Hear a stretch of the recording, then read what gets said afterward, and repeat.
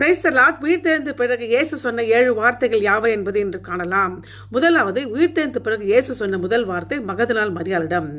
யோவான் 20:15-16 வசனத்தில் இயேசு, ஸ்திரியை ஏன் அழுகிறார், யாரை தேடுகிறார் என்றால் பின்னர் அவளை மரியாளே என்று பெயர் சொல்லி அழைத்தார். நீங்கள் பதிலை தேடும் போது இழப்பை எதிர்கொண்டால் நீங்களும் மகதலேனாள் மரியாள் இருக்கிற இடத்தில் நிற்கிறீர்கள். இயேசு மரியாளை அழைத்தது போல உங்களை பெயர் சொல்லி அழைக்கும் போது எல்லாம் மாறுகிறது. உங்கள் பங்கு எல்லாவற்றையும் கண்டுபிடிப்பதல்ல, ஆனால் இயேசுக்கு அருகில் இருப்பது. ஏனென்றால் வெளிப்பாடு உறவின் மூலம் வருகிறது.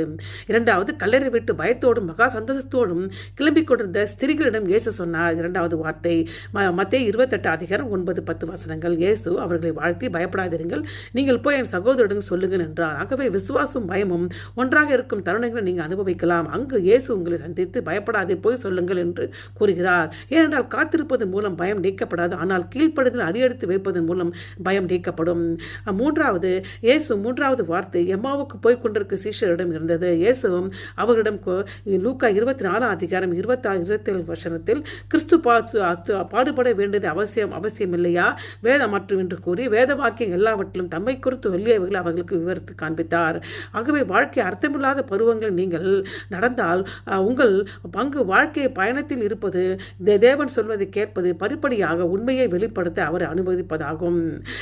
நான்காவது வார்த்தை, மூடிய கதவுக்கு பின்னால் ஒளிந்திருக்கும் சீஷரிடம் இயேசு 4வது வார்த்தை பேசினார். இயேசு அவரிடம் யோவான் 20:21 வசனத்தில், உங்களுக்கு சமாதானம் உண்டாவதாக, பிதா என்னை அனுப்பதை போல் நான் உங்களை அனுப்புகிறேன் என்று சொல்லி அவர்கள் மேல் ஊதி பரிசுத்த ஆவி பெற்றுக் கொள்ளுங்கள் என்றால், பயமும் அழுத்தமானது நிச்சயமற்ற தன்மை காரணமாக நீங்களும் உங்களை தனிமைப்படுத்திக் கொள்ளலாம். அங்கு இயேசு உங்களை சந்தித்து உங்களுக்கு சமாதானம் உண்டாவதாக என்று சொல்கிறார்.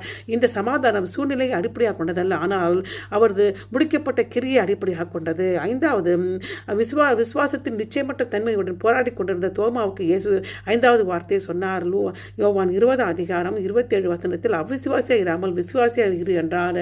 இயேசு நேர்மையான சந்தேகத்தை நிராகரிக்கவில்லை, அவர் அது உண்மையுடன் அழைப்புடன் எதிர்கொள்கிறார். ஏனென்றால் சந்தேகம் தேவனுடன் ஒப்படைக்கப்படும் போது விசுவாசம் வளர்கிறது. 6வது, கடலில் மீன்பிடித்துக் கொண்டிருந்த 7 சீசரிடம் இயேசு 6வது வார்த்தையை பேசுகிறார். இயேசு திபேரியா கடற்கரையில் தோன்றி அவர்கள், நீங்கள் படவுக்கு வலதுபுறமாக வலையை போடுங்கள் என்றார். பின்னர் பேதுருவிடம் யோவான் 21:17 வசனத்தில், என்னை நேசிக்கிறா என்று கேட்டு நாடுகளை மீட்பாயாக என்றார். உங்கள் வாழ்க்கை பயனற்றதாகவோ அல்லது தெளிவற்றதாக உணரும் போது இயேசு உங்களை சந்தித்து உங்கள் அழைப்பை நினைப்பூட்டுகிறார். உங்கள் பங்கு இயேசுவை கேட்பது, பதிலளிப்பது. ஏனென்றால் தேவன் பெரும்பாலும் அவர் குரலுக்கு உண்மையுடன் பதிலளிப்பதன் மூலம் வழிநடத்தலை மீட்டெடுக்கிறார். 7வது, இயேசுவின் 7வது வார்த்தை ஊழியத்தை செய்ய தயாராக இருக்கும் சீஷர்களிடம் சொன்னார். மத்தேயு 28:18-20, வானத்தின் பூமி சகல அதிகாரம் எனக்கு கொடுக்கப்பட்டிருக்காக, நீங்கள் புறப்பட்டு போய் சகல ஜாதிகளுக்கு சுவிசேஷராக்கி ஞானஸ்தானம் கொடுங்கள் என்றார். ஆமென்.